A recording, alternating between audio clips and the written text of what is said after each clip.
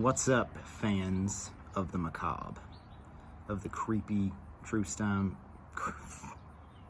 true crime. What's up, guys? Fans of the macabre, the creepy, true crime. Today I want to talk about a story that has fascinated me since 1997. And I think the main reason it has fascinated me since 1997, when this incident happened, is because the story begins in my hometown. In April of 1997, 6 students from eastern Kentucky left a town called Pikeville en route to New Orleans. But they stopped at a rest area in Johnson City, Tennessee, kidnapped a family of 4, and murdered them. In April the 6th of 1997 to be exact, 6 young people, ages 14 to 20, from Pikeville, Kentucky. Jason Bryant, Natasha Cornett, Dean Mullins, Joseph Reisner, Crystal Sturgill, and Karen Howe. They left Pikeville, Kentucky, and began traveling to New Orleans, Louisiana. After leaving Pikeville, they realized that Reisner's car probably wouldn't make it to New Orleans.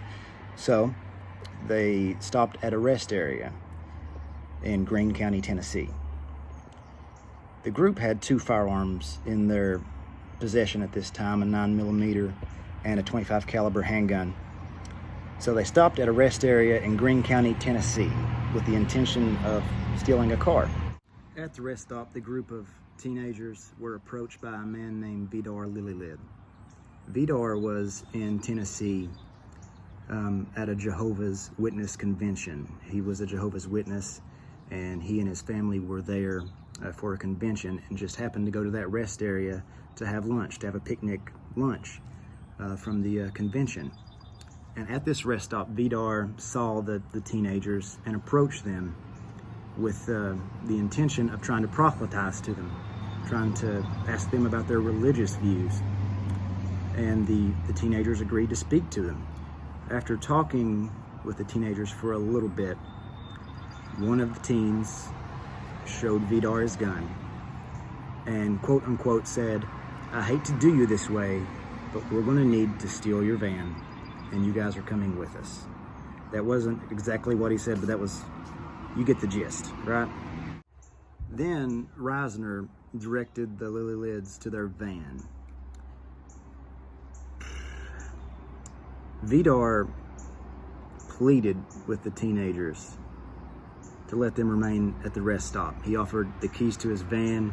He offered his wallet in exchange for letting them stay at the rest stop, but Reisner refused. So Vidar drove the van. Reisner sat in the passenger seat holding a gun on him. And Bryant, Howe, and Cornett rode in the van with the Lillelids as well. And the kids were pretty upset. So Delphina began to sing in the van. She was ordered to stop. And while all this was going on,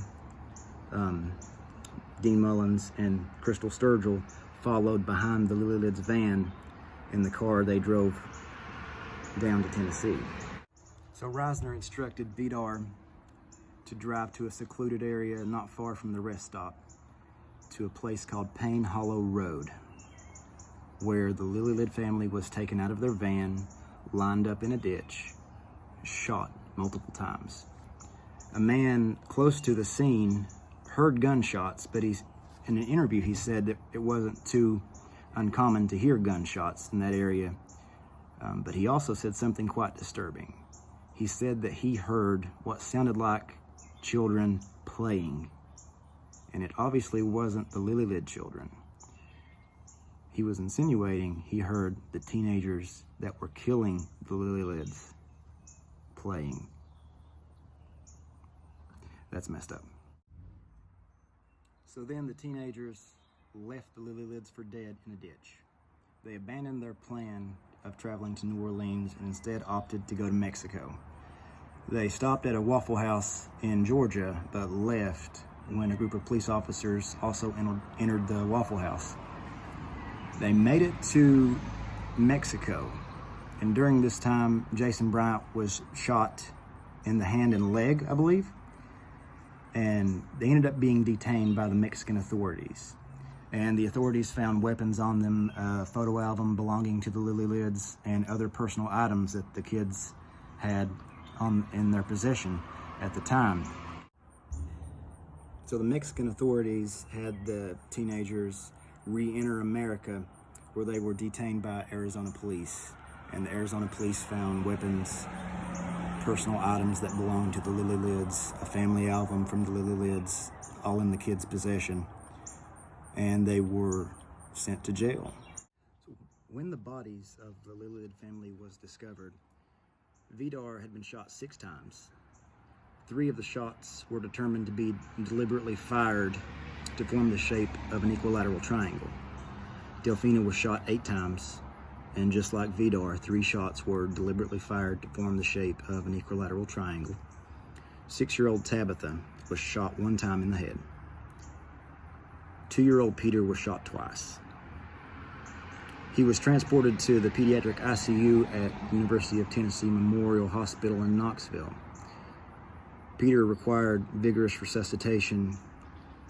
He ended up being hospitalized there for 17 days. And since he was shot in the head, doctors had to remove one of his eyes. But Peter did survive the ordeal, and he's still alive to this day. All 6 of the perpetrators were known to have troubled backgrounds. They either struggled in school, they struggled with substance abuse, and they dabbled in, I'll say, evil things. In one instance, the teenagers had a party at a place called the Kali Motel. The Kali Motel is no longer standing. It was demolished some years back. But before the murders, the kids had had a party there where they had drank each other's blood and performed other sort of rituals dealing with the occult. They even burned the number 666 into the carpet of the Kali Motel. And they just trashed the place. So this next part, what I'm about to tell you, I don't know if it's true or not. As I said earlier, this story starts in my hometown.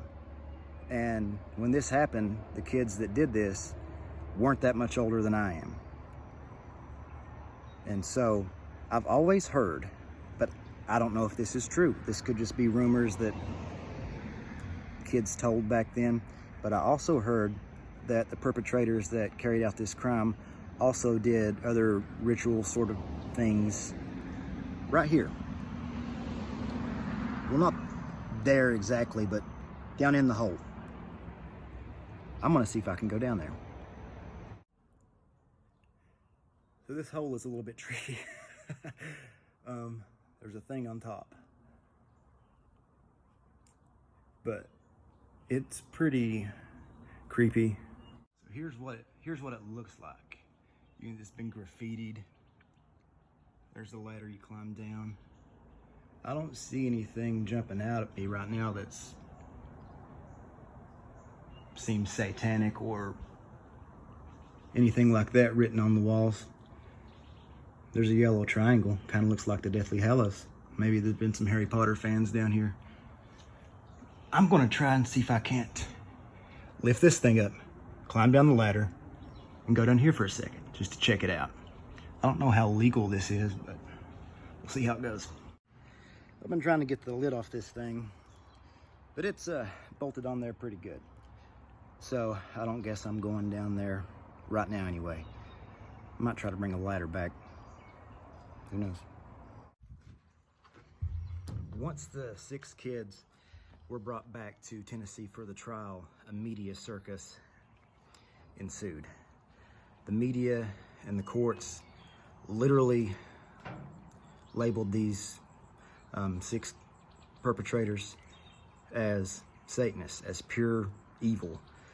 And Natasha Cornett's lawyer even instructed her, she claims, to say that she was a child of Satan during the trial. So, in 1998, all 6 young people from Eastern Kentucky confessed to the murder of the Lillelid family. And they done this to avoid the death penalty because prosecutors couldn't prove exactly who pulled the trigger on the firearms. They speculated it was Jason Bryant, and later on Jason Bryant actually confessed that he was the one to shoot Vidar Lillelid. But all 6 kids signed the plea deal, sentencing them to life in prison without the possibility of parole. The district attorney,